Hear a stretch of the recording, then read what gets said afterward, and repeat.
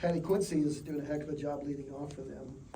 Talking about South Carolina, they had a great start. Talk about them a little bit and what you see. Yeah, our numbers are really similar, eerily similar. They had a big weekend, and they got just all around good game, good hitters, good defense. Our numbers, like I said, are very similar. So they're well coached. They've got good energy. In the way of Q, I'm really happy for her. I really enjoyed Q a lot here, and I was so grateful for her loyalty to the program. I wasn't surprised that she was ready to do this. She just, when COVID came, it just really, there were a pocket full of athletes that were just wrong place, wrong time. And Q was one of them. Like, she would have to play, she played behind some of the best players that have ever played in this program. And she was always hustling and always practicing hard, and I'm really happy for her. I'm sorry it didn't work out the way I wanted it to and she wanted it to, but as long as she's getting what she wants out of her career, that's important. Jesse?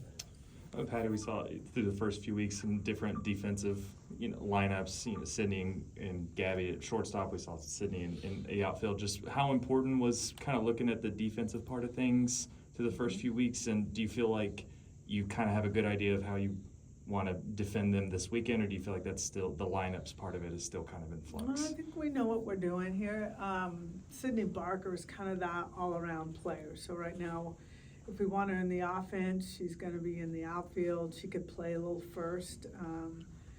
She can play the middle infield. So I feel really good about our defense. Our numbers stand behind that.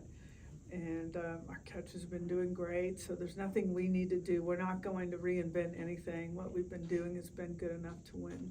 Do you feel like just the lineup tinkering or trying out different things, do you think that even with conference play starting, do you think you could still over or like, do you think you could continue to look at different things as the season goes? I can. I think it depends on who we're playing, depending on the score, things like that. But Gabby Garcia has really done a great job, both offensively and defensively. But Sydney Barker can do the same thing. A lot of what people don't know is one might be in for the other because of the matchup of the pitcher and who hits rise balls better than drop balls, or who's right-handed, who's left-handed.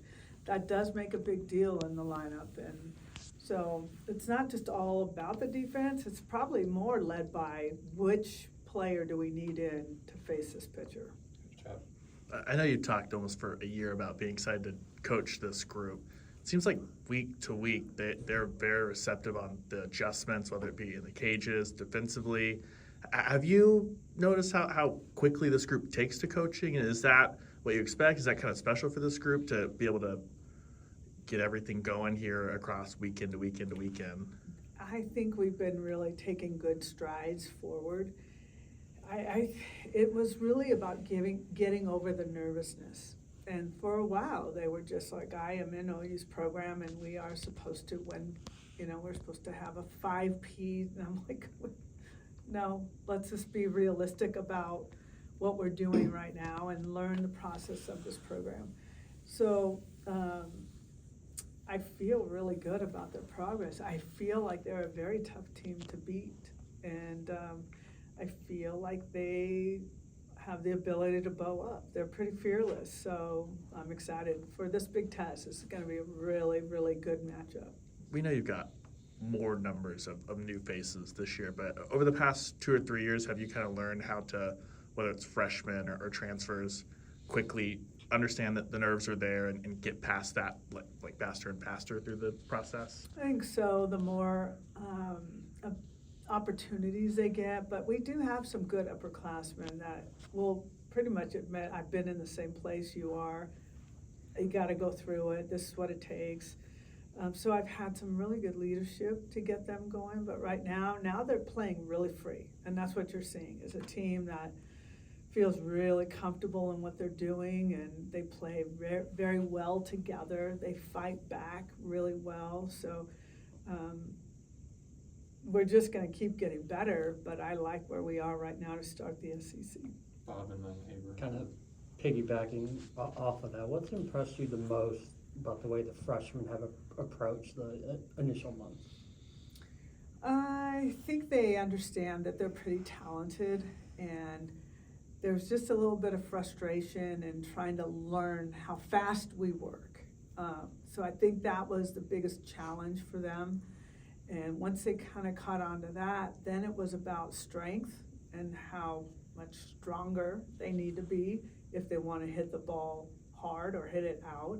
So that came to them as well. So you're just seeing these milestones come along that have changed our team. And the freshmen are a big part of that. They all have big roles in this. So from pitching staff, and Audrey Lowry and her improvement, and to Gabby Garcia, to Tia Malloy, I mean, they all have something that they've done that have gotten them better. Even if they're not in the starting lineup, they all have significantly improved enough that I'm not afraid to put them in a game at any time.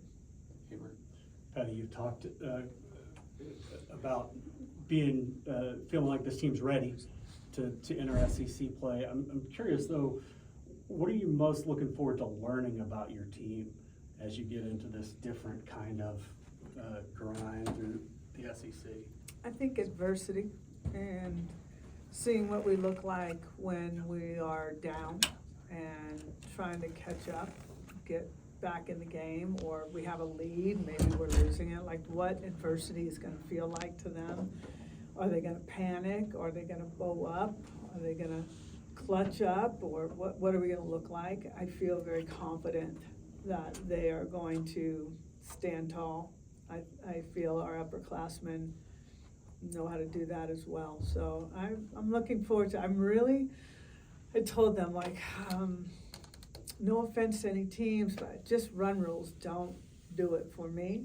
I love the intense, tight, elite style of games where it goes back and forth, or there's a big play here or a big hit there, and that's what I'm expecting this weekend. So I told them straight up, like, this is going to be, when you are in the trenches, when you are in against your toughest competition, those are the greatest memories you ever have, because you remember how fun it was. Especially if you came off on the winning side, you remember how much fun it was. So. And I know that you've had some of those tough moments in Big 12 play, Texas, Oklahoma State, things like that. But and I know part of this is hard to answer before having gone through it, but just how much different is this going to be, sort of week in and week out? It's going to happen week in and week out. I mean, if you look at our schedule, it's a tough schedule where we start at home, and you might have looked at South Carolina and go, I wonder how they're going to be. Well, right now I think they're in the top 10. Hello. Arkansas is in the top 10. You've got Alabama, you got Florida, you got Tennessee. I mean, so you might look at our schedule and go, they play a weak schedule. That's fine. I've got new players that need to learn and adjust. But now we need to be ready. We have to be, there's no other answer. We've got to be ready to go. So it's going to be tough. It's not like you could go somewhere and go, yeah, okay, let's rest our starters. It's not going to be like that. You're going to have to play on tired legs. You're going to have to play with injury. You're going to have to play. So, yeah, that's going to be a new style. Appreciate it. Lori? You talked about the defense, but is there anything different offensively that specifically that you're going to be doing, like preparing against these SEC defenses? No, not really. I think we have a really good style of offense where we can lay down a bunt, beat it out, we can hit and run, put runners in motion. We can hit the long ball at any time and change the game in one swing.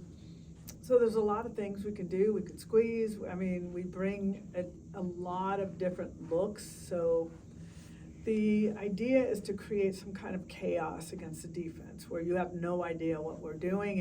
And when you're going, okay, should I move up? Should I move back? Are they going to hit it? Are they going to bunt it? You get a little confusion within a team kind of helps open up things for your offense. So I like our style right now. It's hard to defend us. James. You know, Patty, you made a commitment a few years ago to go with the staff. You've thrown a number of pitchers in the non-conference. Do you feel like they've shown you that going into conference play, you can throw a number of pitchers on a weekend? Yeah, oh, yeah.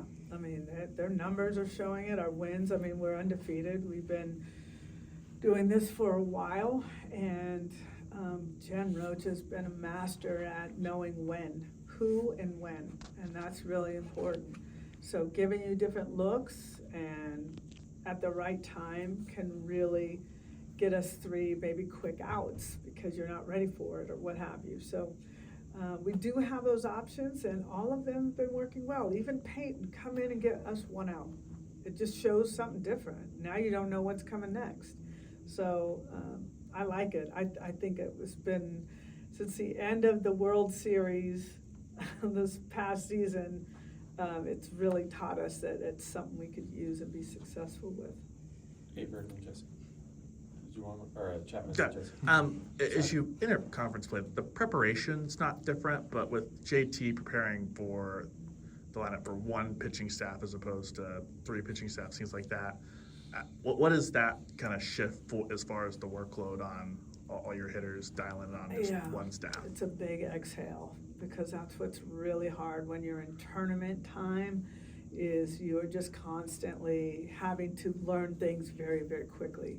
Now we can dive in, we can take our time, we can really be specific for what we're looking for. And when you can really dive deep into a team, you can really learn their style and how we are going to adjust to it and how we might change something here or there. So now it just kind of becomes a chess match where you can like slow and steady versus hurry up, make a move, time, you know, like you're just trying to slowly and explain it to everybody and make sure we all have the game plan.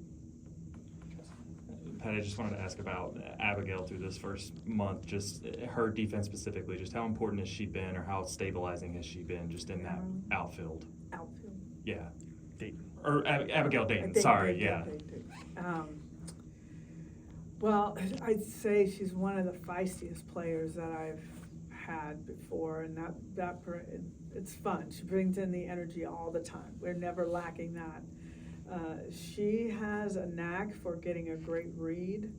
I don't know, she's just a gamer in the outfield, and a good leader in the outfield. And she's been taking that on with, well, picks to the side of her, but she's relatively new, but she's really the captain of the outfield right now. That's how I feel. And then her just offensively in that leadoff spot, what have you liked about? Is that the question you asked me? Was I talking about defense when I shouldn't have? No, asked about her defense, and then Okay. conversely, Offense, offensively, yes. that I mean, leadoff spot. I've had her in the leadoff, I've had her in the 6, I've had her in the 9, but her on-base percentage is incredible, and she just has a knack for drawing a walk or what have you. So she's got the wheels there, she's a really smart base runner. So everything about her makes sense in that leadoff spot. I just kept trying a few different people to see what it would look like, but it always comes back to her. Anything else, guys? Good.